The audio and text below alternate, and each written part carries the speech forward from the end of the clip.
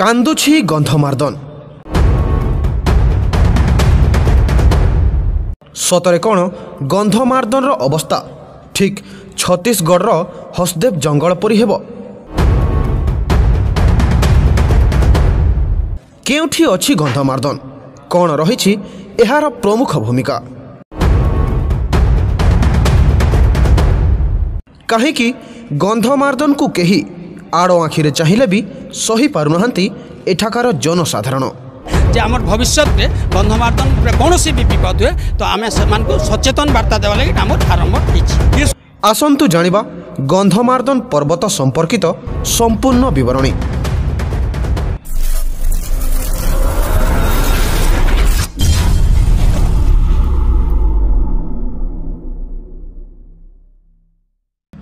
नमस्कार दर्शक बंधु, गंधमार्द्दन पर्वत जहाँकि ओडिशार पश्चिम भागरे थिबा बलांगीर और बरगढ़ जिल्लार मध्य भागरे अवस्थित।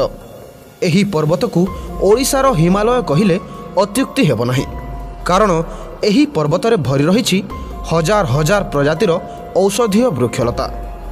सेइथिपई गंधमार्द्दन पर्वत को ओडिशार भूस्वर्ग कहुए। एही पर्वत विषय रे पवित्र ग्रंथ रामायण और कालिदासंक रघुवंशम रे मध्य उल्लेख रही। चीन दार्शनिक ह्वेंगसांग मध्य एही स्थान को परिमल गिरी बोली अभिहित करिसंती।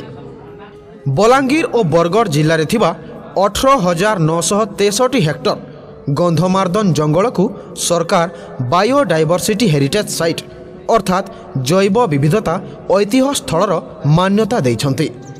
यह ओडिशार तृतीय जैव विविधता ऐतिह्य स्थल अटे। जैव विविधता सर्वे अनुजाई एही पर्वत रे 1055 प्रजातिर गछलता एवं 500 प्रजातिर प्राणी संपद रही। एमानंक मध्यरु 849 प्रकारर फूल, 300 प्रकारर औषधीय वृक्षलता, 43 प्रजातिर स्तन्यपायी प्राणी, 161 प्रजातिर पक्षी, 44 प्रकारर सरीसृप, 118 प्रजातिर प्रजापति और 83 प्रकारर बुढ़ियाणी सहित 18 विलुप्त प्राणी एठारे देखिबाकू मिले। एही पर्वतर छत्र छाया केवल जीवजंतु रहुनाहांती। एठाकार आदिवासी मानक सहित समग्र पश्चिम ओडिशा एही पर्वत उपरे निर्भरशील। आपण माने निश्चय जानिथिबे जे क्लाइमेट चेंज और ओजन वृद्धि भली भयंकर परिस्थिति केवल गछ काटिबा द्वारा ही होइथाए एवं नियमित भावरे वर्षा करिबा मध्य केवल वृक्ष मानकर ही काम। टिटिलागढ़ सहर जहाँकि बलांगीर जिले में अवस्थित, एही सहर को ततलागढ़ मध्य कहुए, कारण ओडिशार सर्वाधिक तापमात्रा एही अंचल रे रेकर्ड करा जायछि एवं वर्ष को वर्ष एहार तापमात्रा वृद्धि हेबारे लागिछि। प्रत्यक्ष भावरे एही तापमात्रा वृद्धिर कारण केवल जंगल ह्रास। यह नुहे जे गंधमार्द्दन पर्वत केवल पश्चिम ओडिशा पाई वरदान। एही पर्वत जदि न रहे समग्र ओडिशा को एहार परिणाम भोगिबाकू पड़िबो, कारण बरगढ़ जिला जहाकू कि ओडिशार भातहांडी बोली कहुए, कारण ओडिशार सर्वाधिक धान उत्पादन एही बरगढ़ जिले में होइथाए एवं सेही धान चाष पई पर्याप्त मात्रार वर्षा दरकार, जहाँकि केवल गंधमार्द्दन द्वारा ही संभव। शेषरे एही निष्कर्ष रे पहुँचवा जे गंधमार्द्दन पर्वत पश्चिम ओडिशा पाई कोनोसी आमाजन जंगल ठारू कम नुहे, कारण एही पर्वत एही अंचल रे नियमित वर्षा कराउछि, अत्यधिक तापमात्रा को अवशोषण करुछि। एठाकार औषधीय वृक्षलता लोकंकु अनेक रोगरू रक्षा करुछि। एठार जनसाधारण परिवार भरण पोषण करुछि। आहुरी अनेक किछि मुख्य भूमिका केवल गंधमार्द्दन एका ही बहन करे। एही पर्वतर दुईटी पार्श्वरे दुईटी पवित्र धार्मिक स्थल अछि, जहाँकि समस्तंकु आध्यात्मिक डोरी रे बांधि रखिछि। बलांगीर जिल्ला रे रहिछि हरिशंकर मंदिर, एठारे महाभारत जुगर प्रमाण मान रहिछि एवं बरगढ़ जिल्ला रे रहिछि नृसिंहनाथ मंदिर, एठारे भगवान विष्णु मार्जार केसरी भावरे पूजा पाउछन्ति। एही दुईटी पवित्र स्थल को संजोग करे एही गंधमार्द्दन पर्वत मध्य भागरे थिबा एक छोटिया पहाड़िया रास्ता। एठारे बहुथिबा झरणा चिरस्रोता अटे। एही झरणार जल एठाकार जनसाधारणक पई जीवन रेखा अटे। कौन हेब जदिओ गंधमार्दन न रहे? बंधुगण, जदि गंधमार्दन रहिब नाही समग्र पश्चिम ओडिशा रे वर्षार अनियमितता देखाजिब।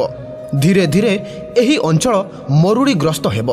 टिटलागढ़ सहर परी समग्र पश्चिम भागरे निया वर्षा हेब। अतिबाइगणी रश्मि कारणरू अनेक चर्मरोग देखा मिलिब। मने पकांतु सही 1866 मसीहा नौंक दुर्भिक्ष समयर कथा। लोक माने खाइबा पाई गछर पत्र मध्य पाउनथिले। सेमाने भोक उपासरे न खाई न पी शेषरे मृत्युवरण करुथिले। ओडिशार पूर्व भागरे प्रति वर्ष बात्या धनजीवन नष्ट करुछि एवं पश्चिम भागरे मरुड़ीर आशंका रहिछि। ओडिशार इतिहास को देखिले कलाहांडी जिल्ला रे लोक भोकरे मरुथिबार प्रमाण मिले। एमितिका अनेक उदाहरण रहिछि जहाँकि भाबिले देह थरी उठे। गंधमार्दन पहाड़र दुख जेमिति गोटिए शामुका पाई ता पेटरे बढ़ुथिबा मोती ही ता मृत्युर कारण साजिथाए, ठीक सेमिति एही सुंदर औषधीय पर्वत पाई ता भितरे लुचिथिबा बक्साइट खଣି तार मृत्युर कारण साजिछि। किछि सर्वे अनुसारे यह जानिबाकू मिलिछि जे एही पर्वतरे गच्छित अछि कोटी कोटी टंकार बक्साइट खଣି। पूर्वरु आज जाए अनेक थर एही बक्साइट खଣି खनन पाई प्रयास चलिछि एवं तार प्रतिवादरे अनेक आंदोलन मध्य होइछि। सेथि मध्यरु 1983 रु 1991 जाए चलिथिबा बाल्को हटाओ आंदोलन ज्वलंता उदाहरण अटे। किछि दिन हेला सोशल मीडिया, न्यूज पेपर और किछि गणमाध्यम माध्यमरे एही अंचल रे जमी किणिथिबा कागज पत्रिका घूरी बुलुछि। सेही भूलेख पटा अनुसारे आदानी कंपानी एही अंचल रे किछि जमी किणी सारिछि। फड़रे पुणी थरे खଣି खननर शंका समस्तंक मनरे घूरी बुलुछि। पूर्वरु छत्तीसगढ़ हसदेव जंगल सहित मध्य एहा ही घटिथिला एवं शेषरे सेठाकार स्थानीय बासिंदांक विरोध करिबा सत्वे किछि कोइला खଣି पाई समग्र जंगल को नष्ट कर दियागला। दर्शक बंधु, सरकार जदि मंजूरी प्रदान करती ताहेले विरोधर मध्य किछि फल मिलबो नाही। किछि समय पाई हुए तो ताकू स्थगित करा जाई पारे, किंतु पुणी थरे ता उपरे कार्य आरंभ हेबो। तेणुकरी सरकारंको अनुरोध, किछि दिनर सुख बा निजर स्वार्थ पाई आमर प्रकृति को नष्ट करंतु नाही। किछि वर्ष आगरू लोकंकु आश्वासना दिया जाइथिला जे राउरकेला को SEZ अर्थात स्पेशल इकोनॉमिक जोन कराजिबो, कारण एहा द्वारा अनेक लाभ अछि। किंतु प्रकृत कथा हेला जे आज सेठारे लोके श्वास नेबा पाई मध्य शुद्ध वायु पाउनांती। बंधुगण, एहा थिला गंधमार्दन पर्वत को नहीं किछि महत्वपूर्ण विवरणी। दयाकरी एहाकु नष्ट करंतु नाही। एहा द्वारा प्रकृति और जनसाधारणक अनेक क्षति हेबो। तेणुकरी एहा प्रतिवाद रे अनेक विरोध करबा दरकार एवं खाली पश्चिम ओडिशा नुहे समग्र ओडिशा को एहार विरोध करबा दरकार। वीडियो केमिति लागिला कमेंट माध्यम रे जणांतु एवं वीडियो को निश्चय शेयर करंतु। एमिति वीडियो देखिबा पई हमर चैनल को सब्सक्राइब करंतु। वीडियो को शेष जाए देखिथिबारु अशेष अशेष धन्यवाद।